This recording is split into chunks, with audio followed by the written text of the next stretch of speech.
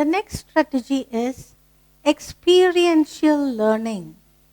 That is, you give an opportunity for the child to experience something. For example, you are teaching about volcanoes. You can ask a child to prepare a small little volcano. And you have science exhibitions and all that in schools, isn't it? So all that they do is experiential learning. So give them a lot of projects so that they can make something, like how a volcano is formed. So you can make something like a mound and add in chemicals which comes out like the lava, or they can make a solar system, or you can make them collect different types of grains for their geography, science, and English. You can make them collect uh, different authors or different poems, more about their works. So this helps them to learn more apart from their curriculum or syllabus. Let's not be syllabus oriented. Let them learn more. You can even make them do a collage of different articles from the newspaper on a particular topic. So there are so many things you can do in experiential learning, which the child would really enjoy.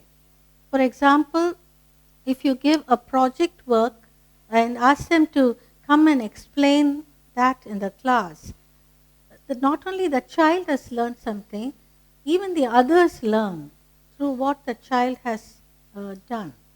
So experiential learning helps in molding the child's knowledge in a better way, apart from the curriculum. This is what foreign universities do, foreign schools do. They make them learn everything by experimenting things. So let us walk in par with the foreign schools, countries. Okay?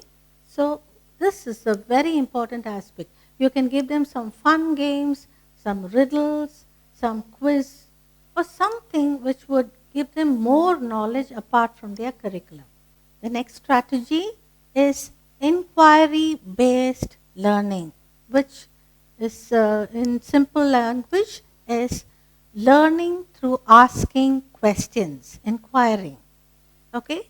So, if you finish a lesson, you just explain it well, and then you can ask the students maybe a few paragraphs. You can divide the class into groups, and you can just say, this group will form as many questions from passages 1 to 5. And the second group will form questions from 6 to 10. And the third group will form questions from 11 to 15. So they will break their heads, and you can just tell them these questions will be put forth in the class, and one group's questions the other groups will have to answer. And they should feel proud that they are forming questions to tackle the children, the other groups, and you can even give them marks. You can just award some marks. Okay, group A, group B, group C, and you can award marks for each group. Who's able to question the others in a better way and who's able to answer in a better way. So in the process of doing this, they not only prepare questions and they are thorough with that 1 to 5 paragraphs, they also have to go through 6 to 10 and 11 to 15 because they have to answer when they ask the questions. So this inquiry-based learning is a very, very important strategy to follow while teaching. So 1 to 5, they are thorough with that and they put forth their questions. And the others are also thorough with it because they have to answer and get marks. Same way it happens for all the paragraphs and questions also. It's not the book back questions, but they form their own questions from every nook and corner of the lesson.